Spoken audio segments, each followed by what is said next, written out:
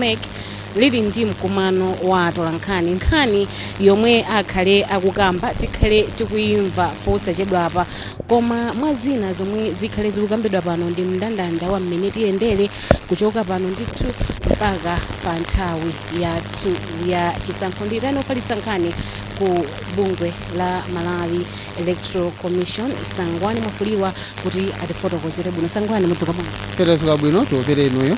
Tadzuka nkhope imene tikiro timadziwa zoti zisankho zapya. Kunja kwacha chisankho ndi pa 16 September 2025 koma kuchokera pano kwafika pamene kupali zambiri zochitika ndi pamene tikuyandikira nditofunikira kwambiri kuti Malawi Electoral Commission izilankhula mtundu wa Malawi chifukwa chisankho ichi timapanga kwa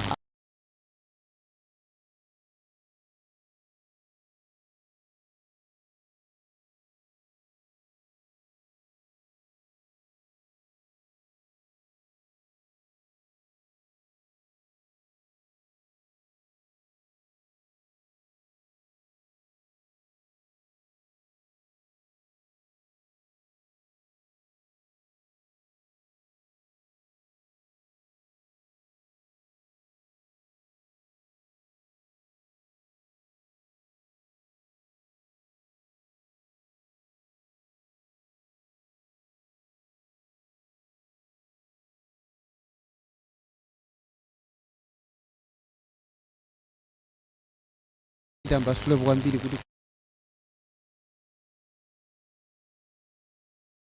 zinthu zimene zilizofunika kuti mtundu wa Malawi umvetsetse. Mawu anu kupita kwa Malawi angakhale otani?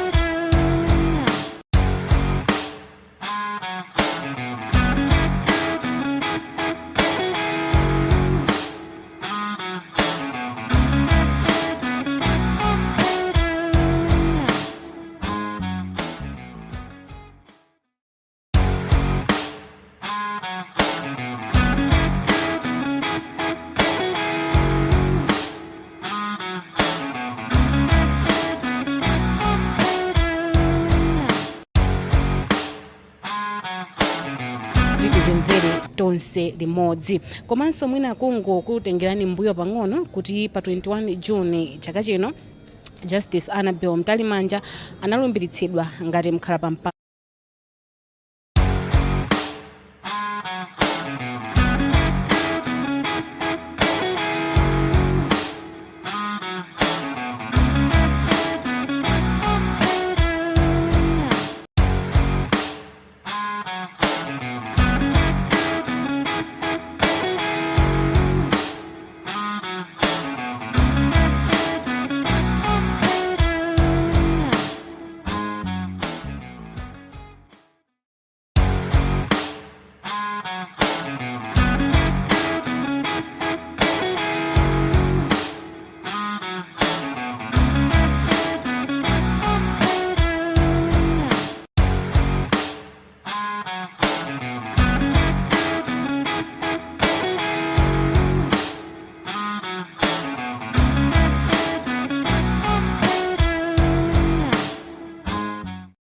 Times dzina langa ndi Blessings Mpinganjira tiri muno mu mzinda wa Lilongwe. Iyayi kuno kukhale kuchitika mkumano wa atolankhani. Bungwe loyendetsa chisankho la Malawi Electoral Commission ndilomwe ndithu layitana mwambo umenewo. Ndikaona mchipinda muno ndikuona kuti akuluakulu abungwe limeneli akufika, koma nkhani yaikulu yomwe tikhale akutiuza ifa Malawi ndiyo khudza chisankho kuti kodi kuchokera pano mpaka chaka chamawa pomwe tikuyembekezera kupanga ndithu zisankho mdziko muno tiyende motani nanga chichitike ndi chani. Makamaka mutu wa chaka chamawa chisankho cha chaka chamawa ukhale wotani nanga Malawi tiyembekezere zotani. Pakadali pano ndikuona kuti ndithu makomishonala komanso chairperson abungwe limene lameki afika mchipinda chino. Ine pakadali pano ndikubwezeretseni kwa amene akhala akuyendetsa mwambo umenewu asangwani mafuliro amene ndofalitsa nkhani kubungwe limeneli kuti tizimvere limodzi kuti kodi ameki atikonzera zotani.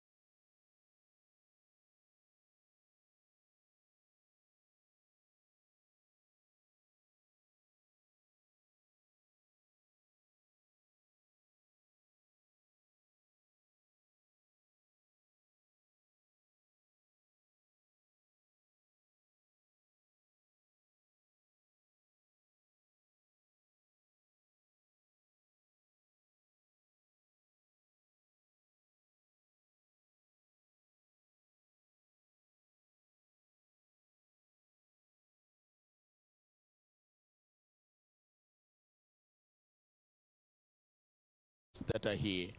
It's a prayer, God, that you hover over us, Holy Spirit, and take control of everything.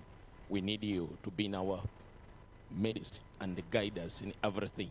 In the mighty name of Jesus Christ, Lord, we have prayed. Amen. Once again, Chairperson of the MEC, Commissioners, all protocols observed. Just a brief about the event today. The Commissioners convened this press briefing to give an update regarding the preparations for the 2025 general elections. The Commission will be specific to do with the preparation for the voter registration, which is going to be we are going to be embarking on soon, and also want to unveil the theme for the 2025 general election, which will be guiding us in all whatever we're going to do. So just running through the order of the events, that shortly I'll be introducing the Commission. After that, I'm going to invite the MEC chairperson to give us the message from the Malawi Electoral Commission. So my pleasure this morning to introduce to you MEC Chief Elections Officer, Mr. Andrew Mpesi.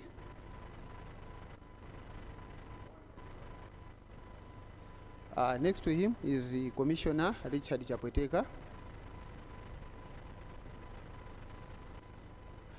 We have Commissioner Caroline Fune. And we have Commissioner Reverend Philip Kambulire, who gave us an opening prayer. If I would come this side, we have got Commissioner Francis Kasaira. We got Commissioner Dr. Limbikan Sarah Kamlongera. And we have Commissioner Dr. Emmanuel Fabiano. Leading us today will be the chairperson of the Malawi Electoral Commission, Justice Annabel Ntalimanja. And on that juncture, my humble duty to invite you, Honorable Chair, to address us. So before you do, let me also do it in vernacular for the sake of people that are listening out there. Mona Malawi wonse, amene mukutimvera kunjako, lero Malawi Electoral Commission ya pangisa msonkhano umenewu ndi cholinga chokuti tiziwise mtundu wa Malawi kuti zokonzekera za chisankho zikuyenda bwanji. Lero Malawi Electoral Commission ikhale ikupereka mutu umene kuti sogolere pokonzekera chisankho cha 2025, komanso tofuna tiziwise mtundu wa Malawi kuti zokonzekera zakalembera wa chisankho zili pati. Lero tachitika mwayi kuti komishoni yonse ili pano, ndipo ndikuonesereni ma komishona amene tili nawo kuno. Choyamba ndikuonesereni bambo Andrew Mpesi amene ali a Chief Elections Officer. Pafupi ndiwo pali a Commissioner Richard Chapweteka.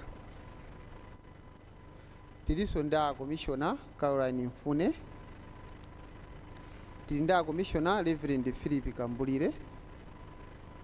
Ndikabwera chakufupi ndine kuno tili nda Commissioner Francis Kasaira. Commissioner Dr. Limbikani Sarah Kamlongera. Komanso Commissioner Dr. Emmanuel Fabiano. Amene atisogolere mzonse lero ndi apampando a Malawi Electoral Commission, Justice Annabel Ntalimanja, ndi mozichepesa ndi apemphe kuti atipase uthenga ochokera ku Malawi Electoral Commission. Mwadongosolo lake poyamba aupereka mchingerezi, kenako azautanthauzira mchichewa. Zikomo. Thank you very much, Sangwani.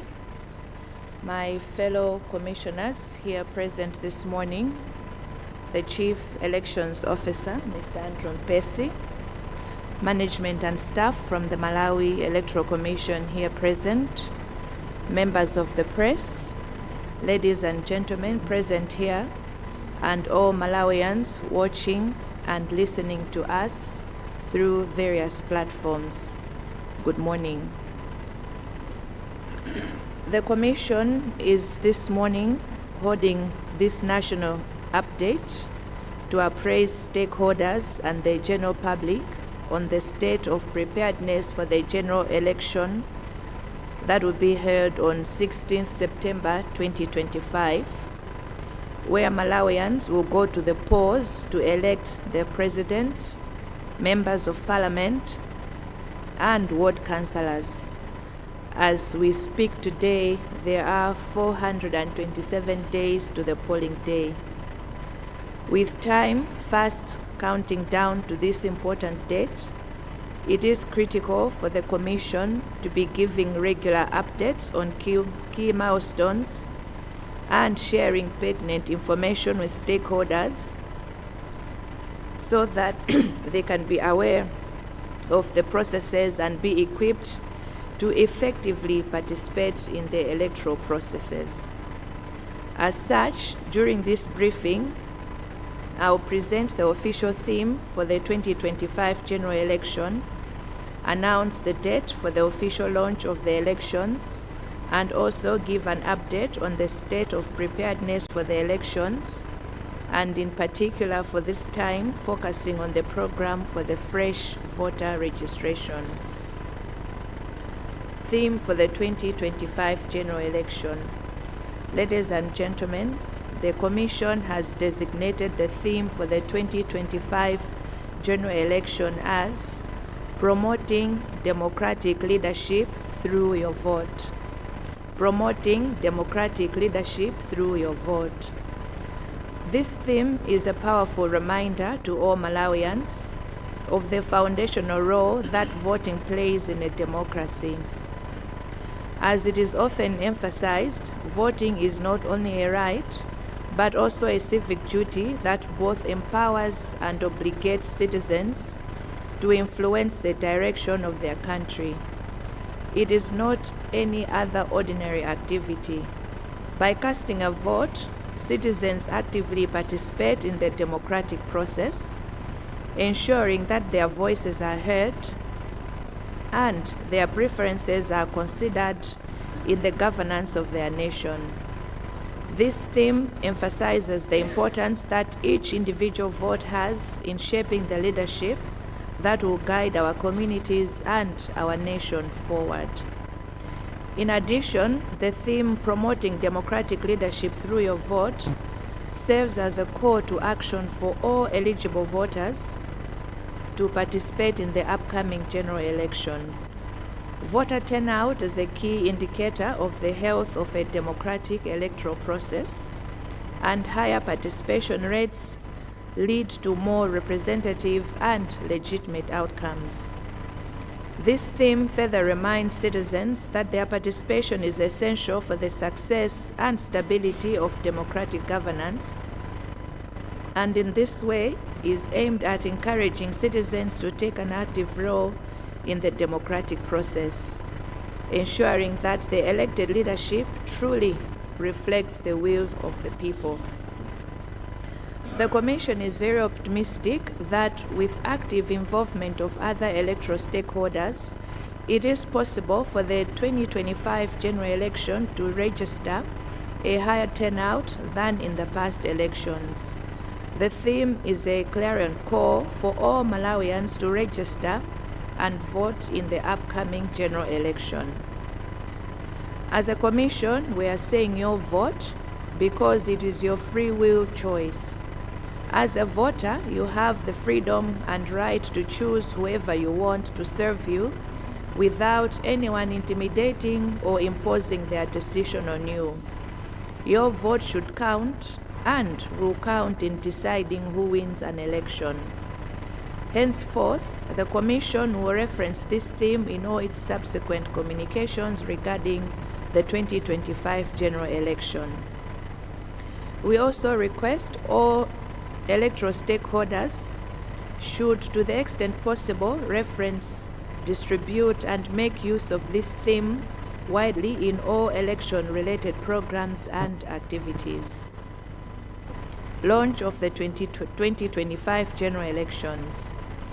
The Commission will launch the general election on 2nd August 2024 right here in Lilongwe. At the launch event, the Commission will engage with stakeholders and update them on the range of activities conducted to date in preparation for the general election, as well as the remaining major activities up to and including the polling and results announcement dates.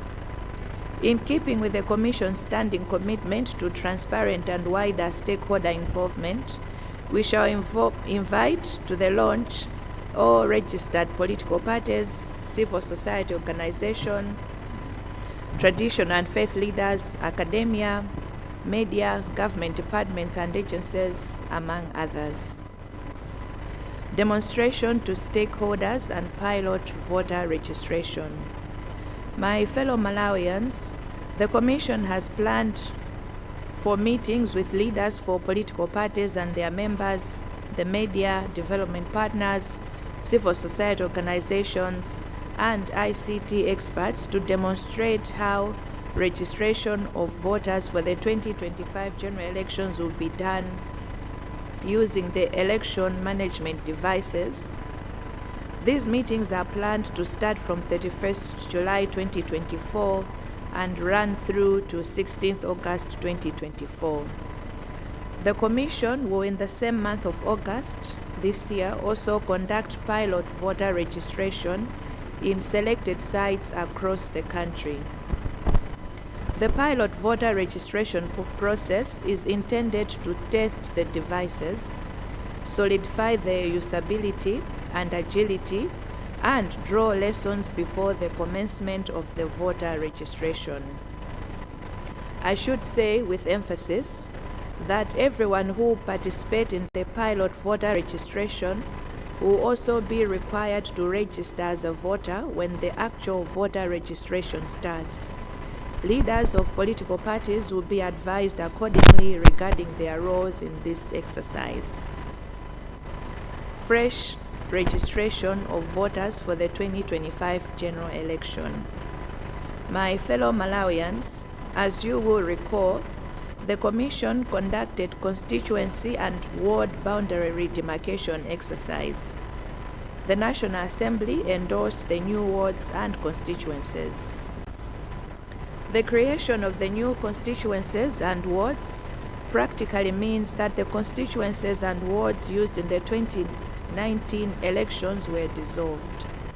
This has resulted in a complete change of electoral map, that is the geography, comprising constituencies and wards across the country in terms of their size, location, boundaries, number, and in turn the number of eligible voters. The Commission therefore resolved that for the 2025 general election, it will conduct a fresh voters registration. This effectively means that every eligible person has to go and register as a voter to participate in the 2025 general election. As a result of the review of the constituency and ward boundaries, starting from the 2025 general election, the country will have 229 constituencies, which is up from the 193 that were there before, and we're going to have 509 wards, which is up from the 462. The review of boundaries exercise therefore automatically moved some voters and centers from one constituency or ward to another. Theoretically, this means that voters that registered in 2019 need to be allocated to their new wards and constituencies. However, this cannot be achieved effectively through transfers alone.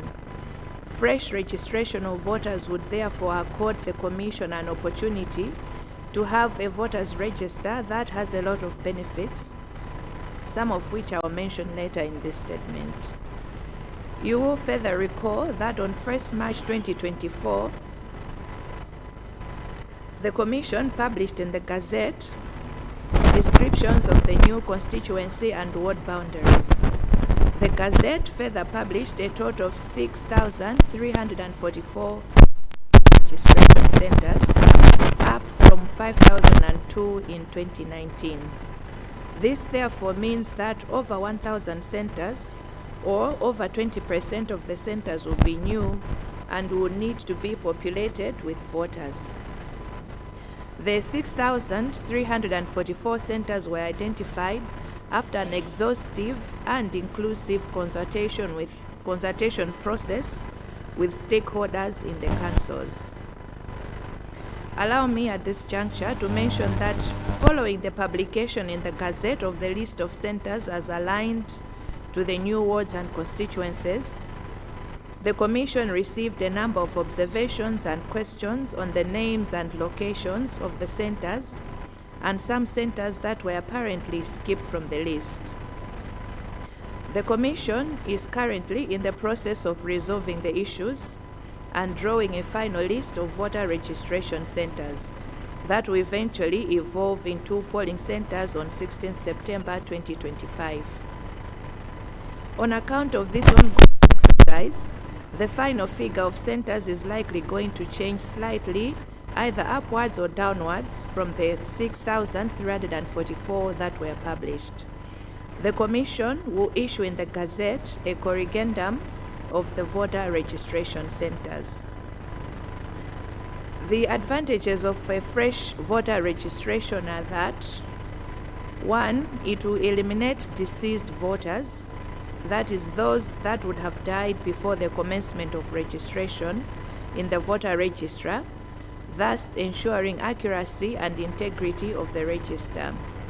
Number 2, it will give true figures of the registered voters in their respective centers, wards, and constituencies, as those who moved to different locations will register where they are currently residing. This will be good for planning purposes for procurement and deployment of staff. Number 3, there will be no mass transfers to relocate voters that have been affected by the review of the constituency and ward boundaries, since people will register afresh in their rightful centers. Costs associated with polling staff will be actual, as the allocation of these resources will be based on actual figures of registered voters. Who is eligible to register? Section 77 of the Constitution provides for universal franchise. Section 3 of the Presidential, Parliamentary, Local Government Elections Act states that a person shall be eligible to register as a voter in an election if he or she is a citizen of Malawi, or if not a citizen, has been ordinarily resident in the Republic for 7 years, has attained the age of 18 years, or provides proof that on or before the polling day he or she shall have attained the age of 18 years and is ordinarily resident in an area or was born in that area or is employed or carries on business in that area. Therefore, for 2025, we can put it that every Malawian who was born before or by 16 September 2007 will be eligible to register as a voter. Phases for voter registration. My fellow Malawians, the Presidential, Parliamentary, and Local Government Elections Act, among others, specifies in Section 4 that voter registration shall be conducted within the year of holding a general election. Registration shall be conducted in a minimum of 7 days and a maximum of 14 days, and the mandate to determine the period is given to the Commission. Section 10 provides that voter registration shall take place in centers established by the Commission, in constituencies, and in wards.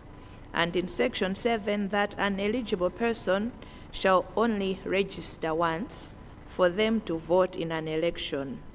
Accordingly, the Commission has resolved to implement voter registration in 3 phases, each lasting 14 days, as specified by Section 4 of the Act. The Commission will be announcing specific dates for each phase through the radio, television stations, newspapers, and other web and internet-based platforms. We therefore appeal to all political parties and civil society leaders to assist the Commission to inform the public about these dates as and when they are announced. Political party leaders, aspiring candidates, and civil society organizations should further be informed that the Commission will, from 1st August 2024, start receiving for accreditation names of representatives and observers for the voter registration process. Proof of identification during voter registration. The Commission wishes to state that the right to vote accrues to every person as an individual. As such, there are steps that eligible persons must take to claim and exercise it. The first step is to register as a voter.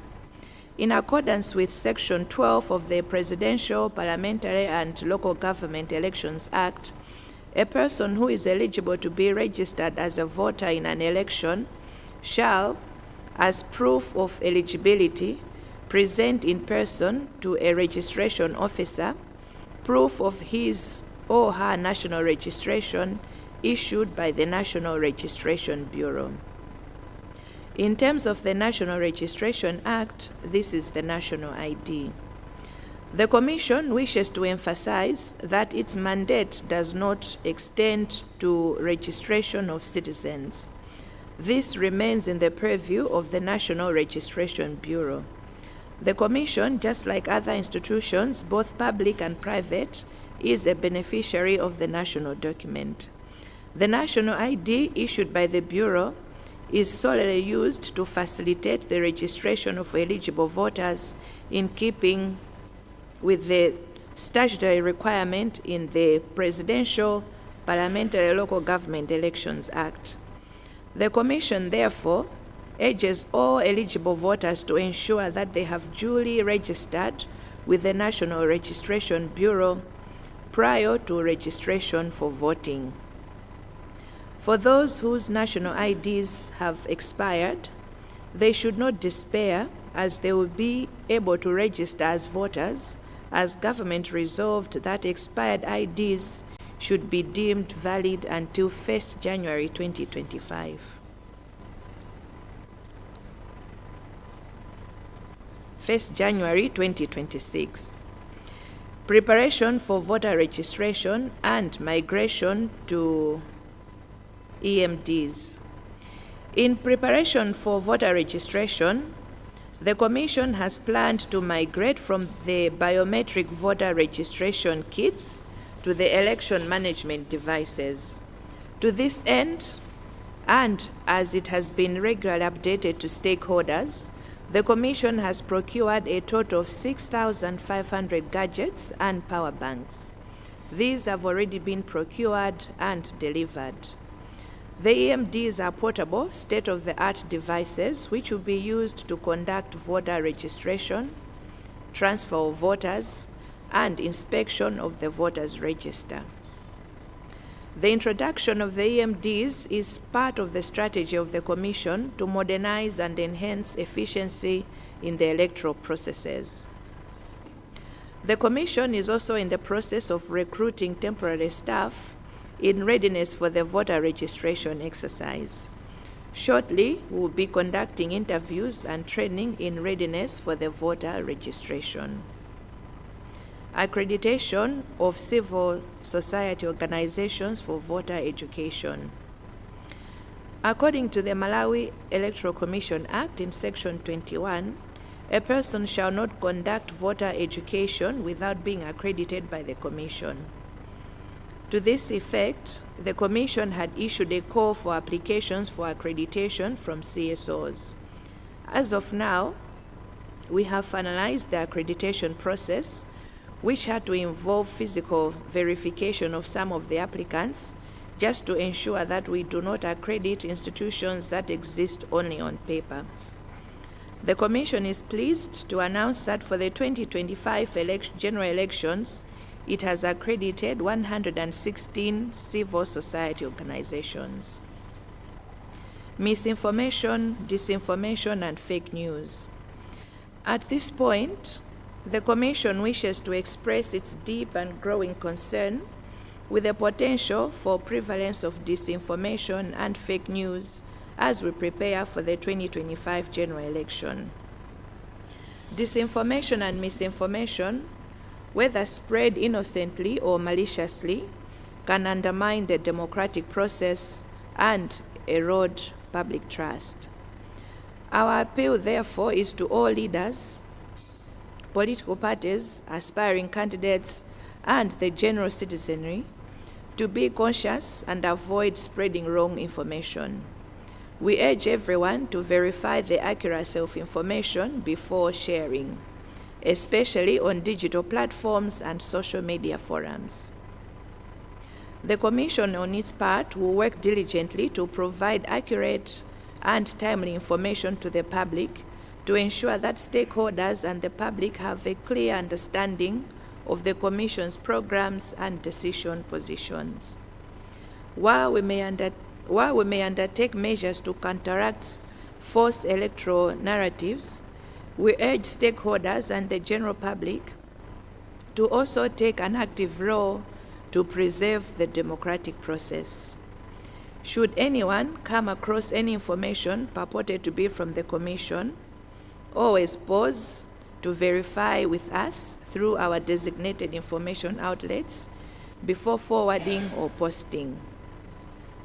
If you do not find it on any of our pages, treat it with caution and be circumspect with how you proceed with sharing such information. In conclusion, the Commission is calling upon all eligible Malawians to prepare for the voter registration process. Your participation is crucial for a democratic and representative election. Please ensure that you stay informed about the registration dates and locations. If you do not have the national ID, go and register now to have one. Those without proof of registration with the National Registration Bureau will not be registered as voters. As we move closer to the election date, we will continue to work diligently to address any emerging issues and challenges, and also ensure that the electoral process is efficient, transparent, and credible. As a Commission, we thank all electoral stakeholders and the Malawian public for their continued support and engagement. Together, we can ensure that the 2025 general election is a success and a true reflection of the democratic will of the people. I thank you all for your understanding. Thank you, members of the media, for coming. God bless us all.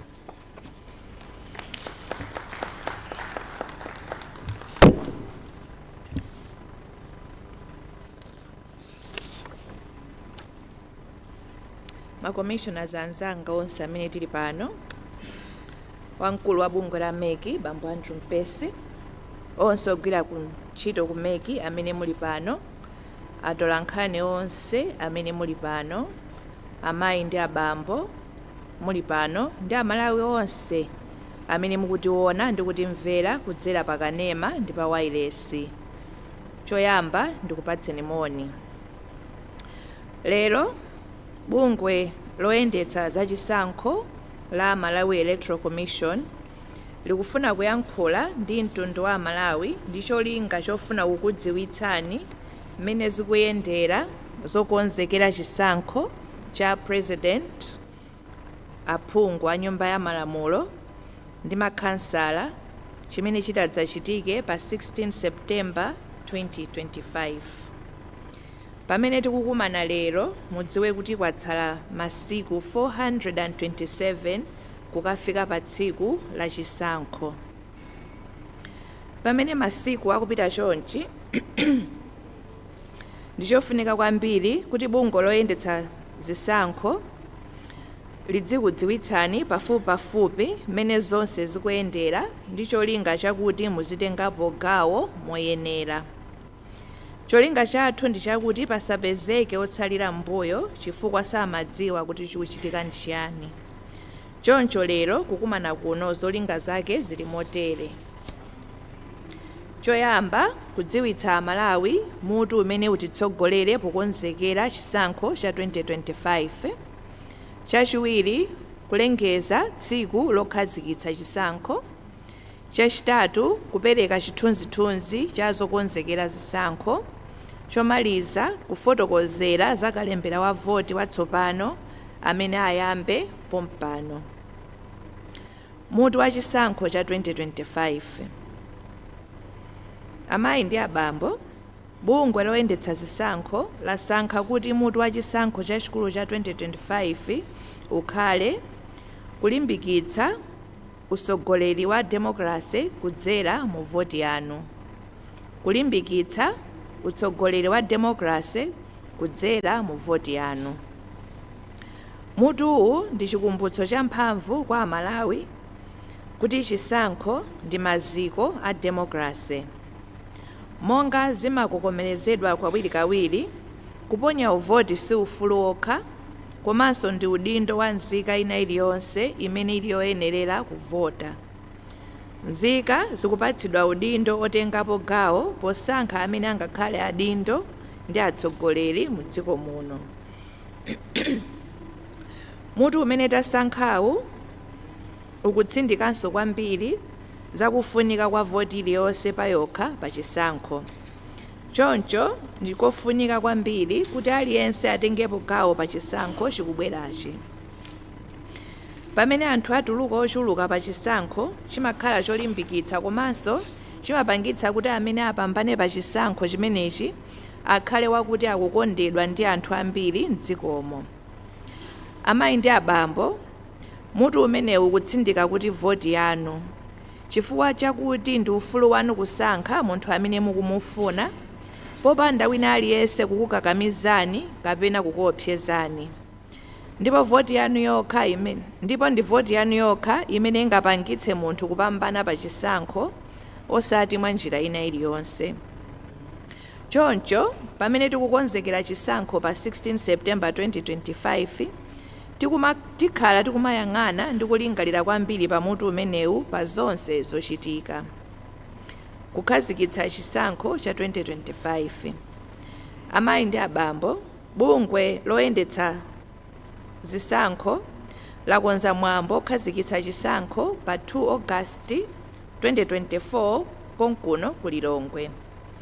Pa mwambo umenewu, bungwe limeneyi liyitanitsa anthu omwe akukhudzidwa ndi chisankho ndi kuwafotokozera zambiri za zonse zokonzekera chisankho chachikulu zomwe zachitika kufikira pano, komanso zomwe zatsala mpaka kukafika tsiku loponya voti ndi kulengeza zotsatira.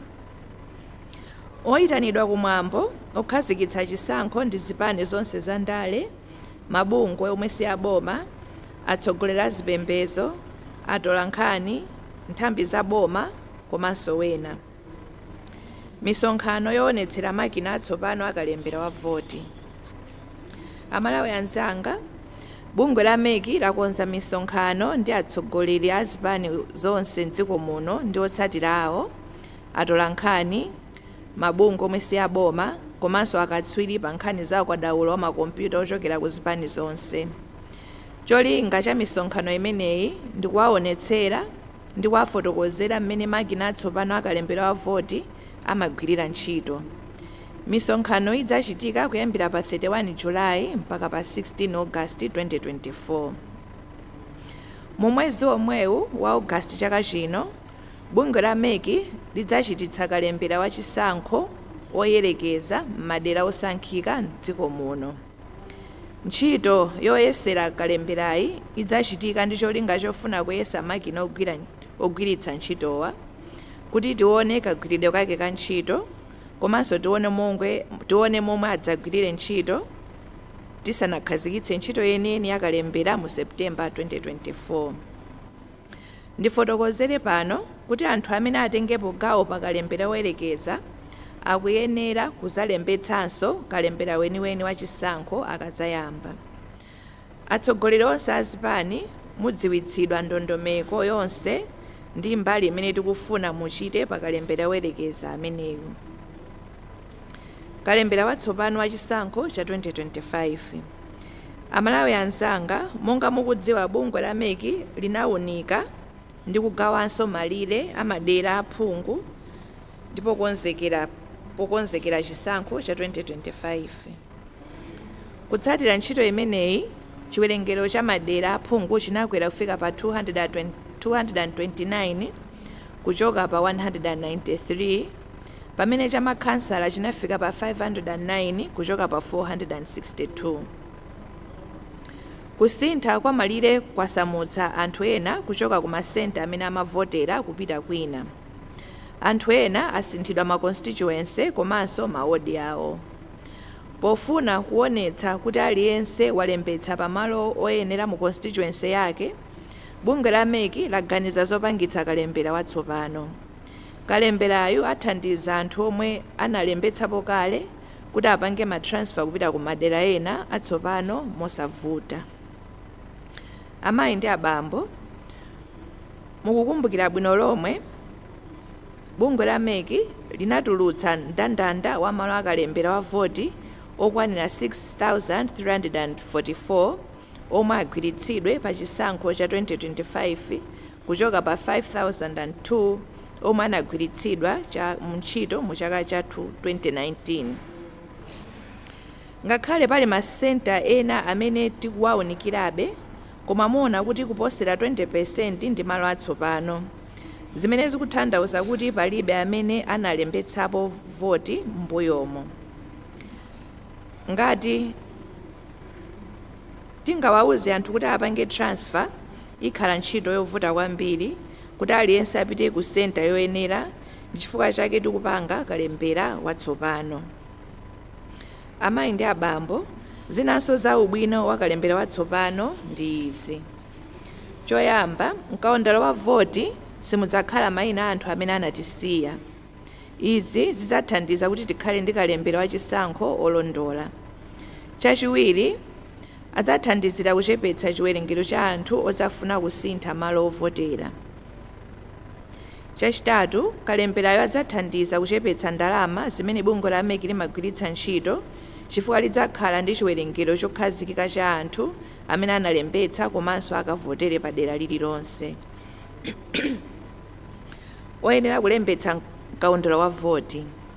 Amayi ndi abambo, malingana ndi gawo 77 la malamulo akulu oyendetsera dziko lino, komanso gawo 3 la malamulo achisankho cha presidenti, aphungu ndi makhansala, zimafotokozeredwa motere. Munthu adzaloledwa kulembetsa pa chisankho ngati ali nzika ya dziko la Malawi, ngati si nzika akhale kuti wakhala mdziko muno kwa zaka zosachepera zisanu ndi ziwiri molumikiza. Ali ndi zaka zokwana 10 zisanu ndi zitatu, kapena apereke umboni otsimikiza kuti adzakhala atakwanitsa zakazi pofika tsiku lovota. Amakhala anabadwira kapena amagwira ntchito ndi kuchita ntchito za malonda mu deralo. Kotero, pokonzekera chisankho cha 2025, nzika iliyonse ya dziko la Malawi imene inabadwa pasanafike pa 16 September 2007 idzakhala yovomerezeka kulembetsa mkaundula wa voti. Magawo akalembera wachisankho. Amalawi anzanga, tikumbukire kuti lamulo loyendetsera zisankho za presidenti, aphungu ndi makhansala limanena mu gawo 4 kuti kalembera wachisankho adzachitika kutatsala chaka chimodzi kuti chisankho chachikulu chichitike. Kalembera adzachitika kwa masiku osachepera asanu ndi awiri, komanso osapitirira 14, ndipo komishoni inapatsidwa mphamvu yokhazikitsa kuchuluka kwa masiku akalembera. Mu gawo 10, kalembera wachisankho adzachitika m'malo oponyera voti okhazikitsidwa ndi komishoni ku madera aphungu ndi makhansala. Gawo 7, munthu aliyense ndi woyenera kuvota. Munthu aliyense amene ndi woyenera kuvota adzalembetsa kamodzi kokha mkaundula wa voti.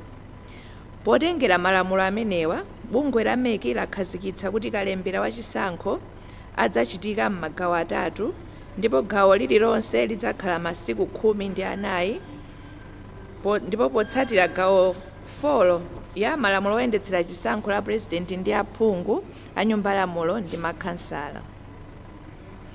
Bungwe la MEC likhala likulengeza masiku a gawo lililonse pa wailesi ndi kutsindikiza mu newspaper komanso kudzera pa tsamba lathu la Facebook pa intaneti. Tikupempha zipani zonse komanso atsogoleri amabungwe omwe si aboma kuti atithandize kudziwitsa anthu za ndondomeko imeneyi tikalengeza. Mwapadera, timafuna tidziwitse atsogoleri a zipani za ndale onse amene akufuna kudzayimira nawo pa chisankho pa tikiti ya chipani kapena paokha, atsogoleri amabungwe omwe si aboma ndi ena onse okhudzidwa kuti kuyambira pa 1 August 2024 tiyamba kulandira mayina a oyimira zipani kapena kuti mamonita omwe adzagwire ntchito yoyang'anira kalembera wa voti. Malo kumene mayina akaperekedwe tilengeza bwino lomwe. Umboni pokalembetsa mkaundula wa voti. Amayi ndi abambo, mogwirizana ndi ndime 12 ya malamulo a chisankho cha presidenti, aphungu a nyumba ya malamulo ndi makhansala, munthu aliyense olembetsa mkaundula wa voti akuyenera kudzabweretsa chiphaso cha unzika choperekedwa ndi bungwe la National Registration Bureau. Chiphaso cha unzika ndi umboni okhawo ovomerezeka kuti munthu alembetse mkaundula wa voti. Choncho ndipemphe anthu onse amene sanalembetse unzika kuti akalembetse pakali pano ndipo asadikire mpaka nthawi ya kalembera wa voti kuti ifike. Kwa iwo amene ziphaso zawo za unzika zinasowa kapena kutayika, apite akatenge chiphaso china kuti adzalembetse mkaundula wa voti. Kwa amene ziphaso zawo za unzika zinatha nthawi yake yogwira ntchito kapena kuti zinachita expire, asadandaule chifukwa adzaloledwa kulembetsa mkaundula wa voti ndi chiphaso chomwecho ngakhale nthawi yake yogwira ntchito inatha. Kukonzekera kalembera wa voti watsopano. Amayi ndi abambo, pofuna kuonetsetsa kuti ntchito ya kalembera ya voti iyende bwino, bungwe loyendetsa zachisankho lagula makina atsopano. Makina amenewa athandiza kuti tidzakhale ndi mkaundula wapamwamba opanda zolakwika.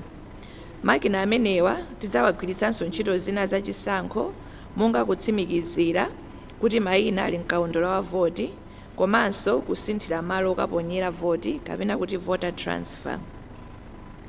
Pakali pano tili mkati molemba anthu ogwira ntchito yachisankho pokonzekera kalembera ameneyu ndipo maphunziro awo ayamba posachedwa. Kuloleza mabungwe ogwira ntchito yophunzitsa zachisankho.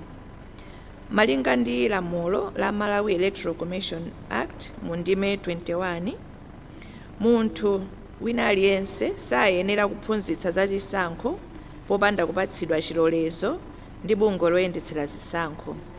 Pachifukwa chimenechi, MEC idalengeza pambuyopo kuti amene akufuna kuphunzitsa zazisankho alembe kalata kufunsira chilolezo. Tinalandira kalata zochuluka ndipo timayenera kuifufuza kalata iliyonse payokha. Kwa ena tinachita kupita kukatsimikiza kuti mabungwe amenewa alipodi kuopa tingapereke chilolezo kwa mabungwe omwe palibepo pa ground.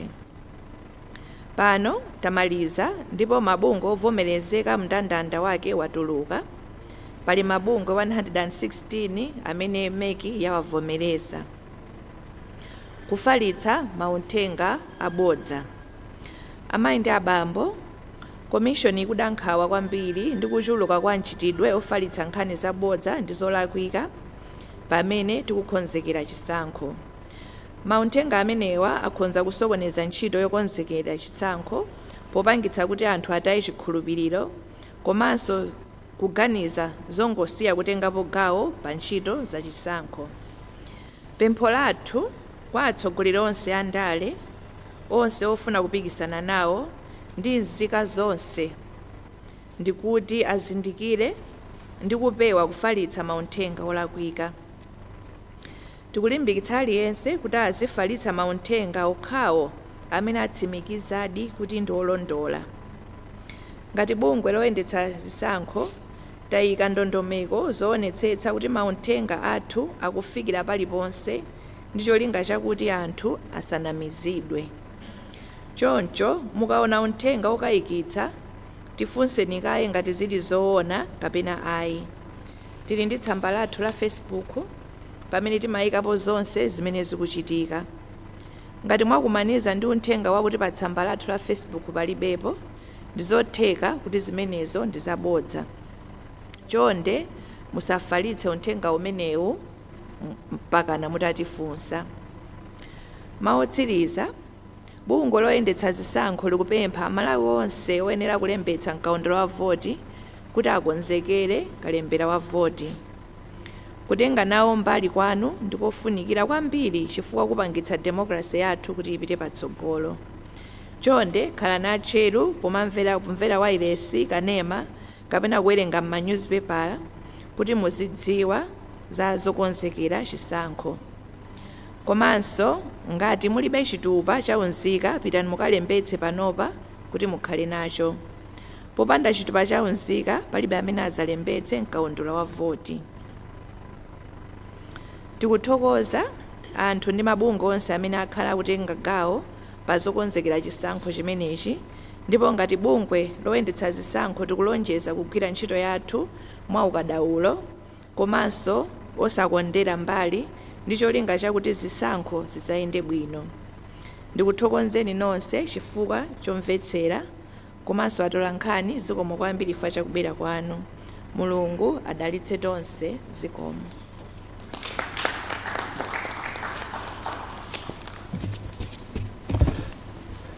Zikomo kwambiri olemekezeka pa mpando wa Malawi Electoral Commission Justice Annabel Talimanja.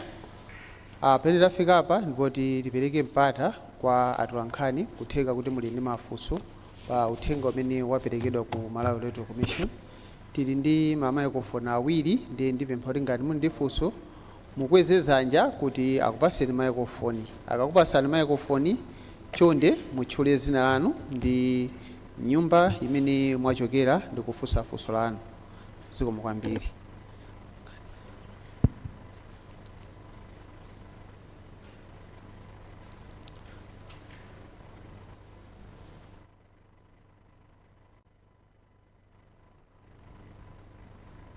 Ndine Robert Chandilira kuchokera ku Blantyre Synod Radio. Ndimafuna tidadziwa kuti kutengera mu zisankho zina zimene zakhala zochitika m'mbuyomu, Amalawi osiyanasiyana kunjaku akukhala ndi madandaulo osiyanasiyana malinga ndi mali zathu zimene amakhala akubwerera. Ngati bungwe la MEC komanso nkhala pa mpando watsopano mupange zotani kuti zotsatira zikamadzabwera Malawi aliyense azathe kuzilandira. Zikomo kwambiri.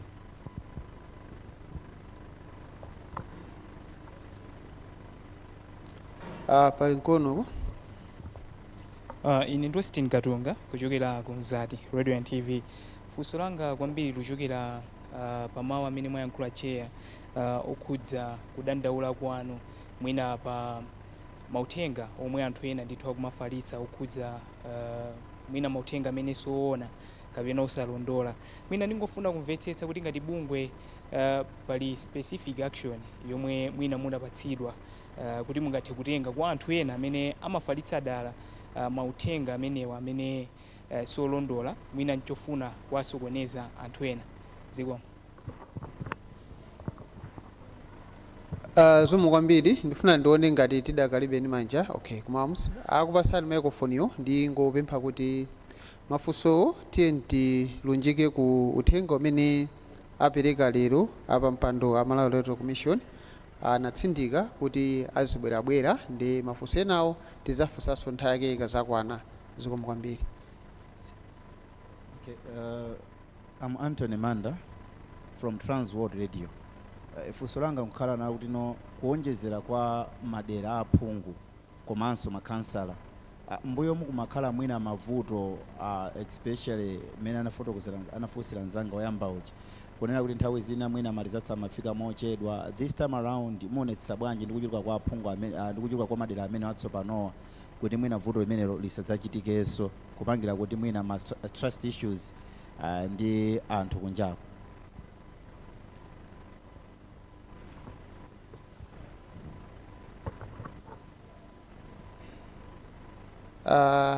Yeah, you can have the floor, then I'll come in after you. Thank you. Dzina langa ndine Peter Phiri ndikuchokera ku Mebawa TV. Ndili ndi funso pa nkhani ya migration kuchoka ku old model kupita ku electronic device imene moti commission yapanga procure. Ndimafuna ndidziwe kuti last elections kunali makonsenso okhuzana ndi kuyankhulana kwa malamulo amene commission inagwiritsa ntchito kusintha za ma polling centers amene ena anapakidwa institute.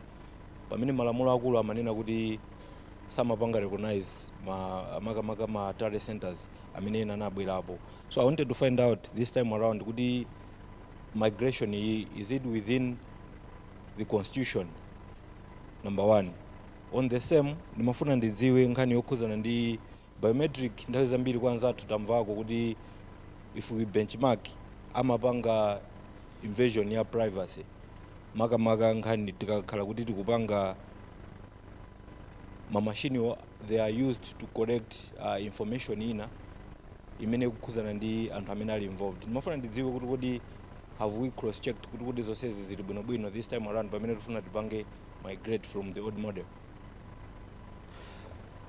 Zomwe kwambiri ndi pemphe apa mpando wa Malawi Electoral Commission kuti atatiyankhapo pa mafunso amenewo.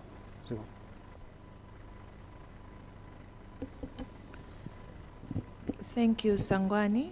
Zikomo kwambiri chifukwa cha mafunso onse. Let me start with Blantyre Synod Radio. I didn't catch your name, but at least I think it was Blantyre Synod Radio. Funso lanu ndila results management kuti zizayenda bwanji to ensure credibility. For now, ndingofotokoza kuti we have a result management process that is in place, and ngakhale tawonjezera, so ndiphatikiza ndi funso la enhancement of the number of constituencies and wards. Ngakhale tapanga enhance the numbers, we have a system in place that is going to cover all constituencies and wards, and even a process that is going to ensure the credibility and integrity of those results, starting from the polling station all the way through to the National Talent Center. Ndiphatikizeso pomwepo ndi funso limene linabwera la ma EMDs. I beg your pardon, I didn't catch your name. All the processes that we're talking about, including the use of the EMDs and even the result management process that we have, zonse zikuchokera m'malamulo. The premise for the commission has been to start from the legal framework that is in place at the moment, the Constitution, the Presidential Parliamentary Local Government Act, the Malawi Electoral Commission Act, and all relevant pieces of legislation. Zonsezi zinawunikiridwa kaye, then processes and systems have been designed kuchokera kumalamuloko kusonyeza kuti the commission can assure you that each and every process and system and procedure that has been put in place has been designed kuchokera kumalamulo. Komanso pali funso la invasion of privacy, the same thing, the use of the EMD and even all the fields of the data that will be collected are being done within the confines of the law and the legal framework that is applicable, and also the data that will be given will be used solely for the purpose of elections and nothing else. Then there was a question on false information from, I believe, Nzati Radio. In terms of this, our cry, first of all, is just for everyone to be responsible in the way they manage information, particularly information that has not been sourced from the Malawi Electoral Commission, and also information that you are not entirely sure of its source. If this call is not heeded to, then also if actions that have been taken border on criminality, then we also have a legal framework within the country that can be resorted to. But we hope and trust that all Malawians will be responsible and will not have to resort to criminal processes to address that everyone is going to manage information responsibly. I believe I have catered to all the questions. Yeah, thank you, my lady. Tipitire ndi mafunso ndi mwina amene nditenge apa akhala otsiriza ngati alipo.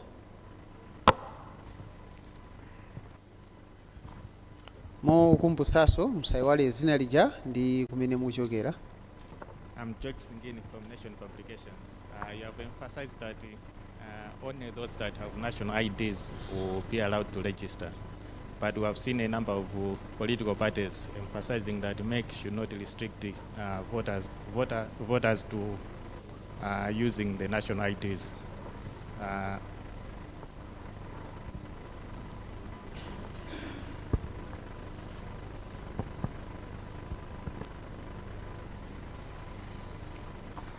All right. I'm George Singin from Nation Publications Limited. You have mentioned that only those that have national IDs will be allowed to register. But we have seen a number of political parties saying that MEC should not restrict registration to national IDs. They are saying any Malawian who is eligible to vote and has a means of identification should be allowed to register. So I wanted to check what do you make of their concerns and if you have also engaged them on the issue. Thank you. There was a hand here. Yeah, please proceed. Yeah, I am Mike Arnold Mbalale from PLFM. Madam Commissioner, the elections, it is not an event, it's a process. People talk about rigging elections and all these malpractices that are supposed to be checked.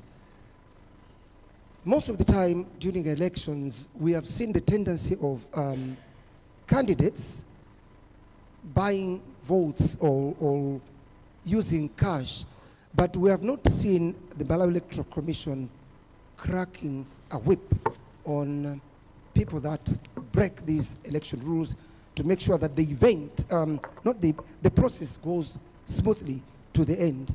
Are you ready this time around to discipline political parties or candidates that violate some of these electoral laws?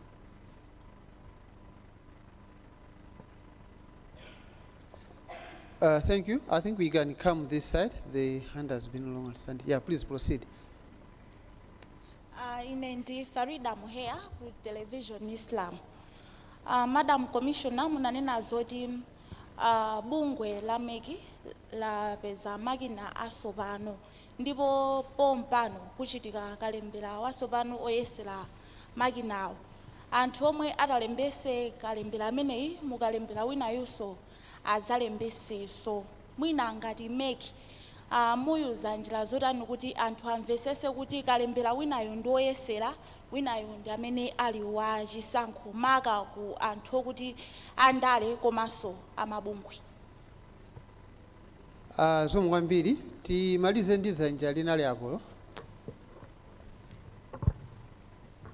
Zikomo kwambiri ndikupa zoti zambiri nani kale. Ine ndi Patrick Kajere kuchokera ku Munthu FM. Mongonjezerapo mwina pa nkhani ya zipangizo zatsopano zimene mukunena zoti zagulidwa. Sindizowa kuti ngati MEC mwakhazikitsa ndondomeko zotani kuonetsetsa zoti anthu achimvetsetsa chinthuchi, chifukwa nthawi zambiri timakhala mwina ndi mavuto a network komanso zinthu zina zimene mwina zimapangitsa zoti ndondomeko zina ziyimitsidwe. Zikomo. Zomwe kwambiri ndi apemphe apa mpando wa Malawi Electoral Commission kuti ayankhepo pa mafunso amenewo, ndipo akamaliza kuyankha atipasenso mawu otsekera. Zikomo kwambiri. Thank you Sangwani. Ndithokozenso chifukwa cha funso linali lonse limene labwera. Ndiyambe ndi funso limene lachoka ku Nation Publications from Singini regarding the use of the national ID as proof of eligibility. Monga ndinafotokozerera koyambirira bungwe la Malawi Electoral Commission wathu ndikugwira ntchito within malamulo amene akhazikitsidwa mu nyengo imeneyo. The mandate of MEC is to work within the context of the law and the available and applicable legal framework. As we speak now, pamene tikuyankhula pano, lamulo limene lilipo ndilokuti national ID ndi imene tigwiritse ntchito as proof of eligibility for voter registration. Ndiye chifukwa chokuti lamulo likunena choncho, ifeyonso chimene tingagwiritse ntchito ndi chimene lamulo likunena. Kudandaula kulipo mbali zina ndi zina, koma as MEC we are going to work within the context and the framework of the law. Ndiye mwachoncho tiyima pamene popo kuti we are going to apply the law as it is now. Aku PLFM, I believe it was Mbalale, kodi tipanga chani kwa anthu amene who are conducting malpractices. Like we have said, we also work within the context of the law, and the issue of regarding handouts, the registrar of political parties is responsible for that, and who trust and believe that the law will take its course in that frame. On our part as MEC, we have a code of conduct for political parties that political parties, in our constant engagement with them, timapatsa and akudziwa, and the expectation of MEC is that throughout the electoral cycle, political parties are going to work within the context of that code of conduct that we disseminate to them.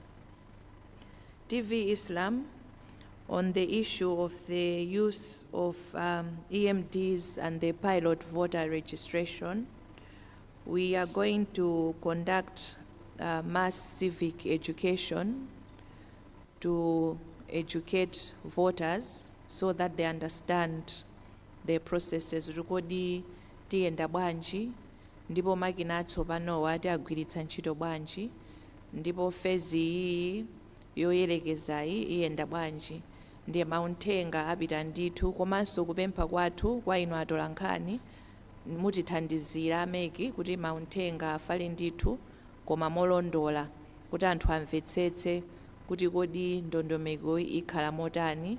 Chimodzimodzinso kupempha kwathu ndi kwa ma political parties komanso ma CSOs ndiye nawonse kuti tonse tikhala ndi uthenga umodzi kuwadziwitsa anthu kuti athe kumvetsetsa kwenikweni kuti tiyenda bwanji komanso makina amenewa agwira ntchito motani. Chimodzimodzinso funso lomalizira lochokera kwa Kachere, ma political parties tikuyenda nawo. One of the key foundational pillars for MEC is transparency, and we try to engage our stakeholders, including political parties, every step of the way. China chilichonse chimene tikupanga timadziwitsa ndi kufotokozerera kuti aliyense akhale ndi information yokwanira. Chimodzimodzinso ndi the use of the EMDs.